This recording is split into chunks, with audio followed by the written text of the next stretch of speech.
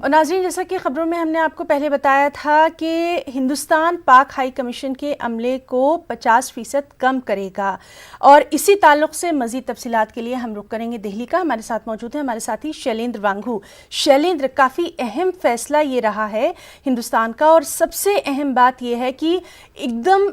एक मैसेज देना है कि बस अब बर्दाश्त नहीं किया जाएगा। आपसे तफसीलात चाहेंगे।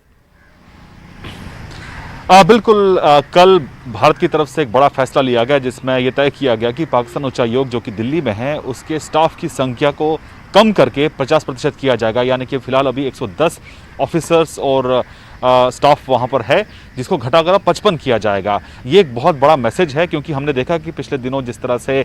पहले पाकिस्तान उच्चायोग के 2 अधिकारियों को जासूसी करते हुए रंगे हाथों पकड़ा गया था, उसके बाद भारत के 2 अधिकारियों को पाकिस्तान में गन पॉइंट पर अगवा किया गया, उनके साथ बर्बरता की गई, बदसलूकी की गई, जिसके बाद जब वो लौटकर परसों भारत पहुंचे थे तो उन्होंने पाकिस्तान की इस हरकत का पूरा ब्यौरा भारत सरकार को दिया। उसके बाद भारत सरकार ने फैसला लिया है। लेकिन अहम बात यह है कि कल जो बयान जारी किया गया था विदेश मंत्रालय की तरफ से, एमईए की तरफ से, उसमें साफ किया गया कि पाकिस्तान हाई कमीशन ऑफिशियल जो हैं वो ना सिर्फ जासूसी करते हैं बल्कि उनके जो संबंध है, उनके जो तार हैं वो टेरर आउटफिट्स के साथ भी बने हुए हैं। इसके लिए हमारे पास जो इन्फॉर्मेशन है, जो एनआईए जो जांच कर रही है तमाम मामलों की, उसमें जेएनके टेरर फंडिंग का जो मामला है उसमें ये साफ हो गया था कि पाकिस्तान हाई कमीशन के एक अधिकारी जो 2015 से 2016 के बीच में भारत में काम करते थे,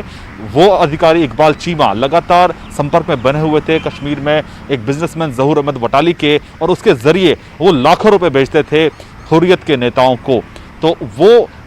सिलसिला जो है जारी रहा करीब 1 साल तक। उसके बाद 2016 के आखिर में उनको वापस पाकिस्तान ने बुला लिया था। लेकिन एक और मामला, जो देवेंद्र सिंह डीएसपी हैं जम्मू कश्मीर पुलिस के, उनको जब पकड़ा गया था आतंकियों के साथ इस साल की शुरुआत में,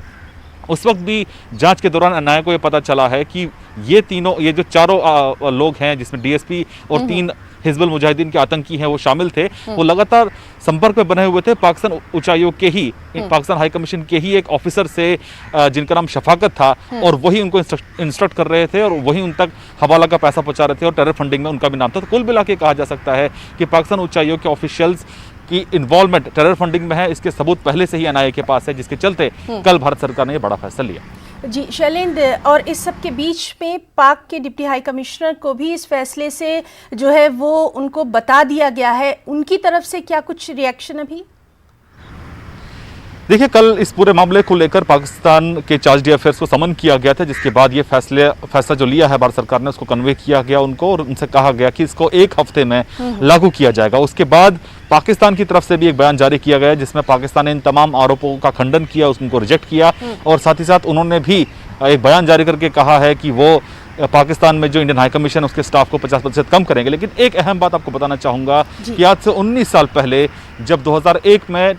टेरर अटैक हुआ था पार्लियामेंट पे, उस वक्त के विदेश मंत्री जसवंत सिंह ने कुछ ऐसा ही फैसला लिया था और पाकिस्तान हाई कमीशन के 50% स्टाफ को कम किया गया था। और तब भी यही एलिगेशन लगे थे कि पाकिस्तान हाई कमीशन के जो ऑफिशियल्स हैं वो जासूसी करते हैं, उनके संबंध टेरर आउटफिट से हैं। तो 19 साल बीत चुके हैं लेकिन पाकिस्तान के रवैये में कोई बदलाव नहीं।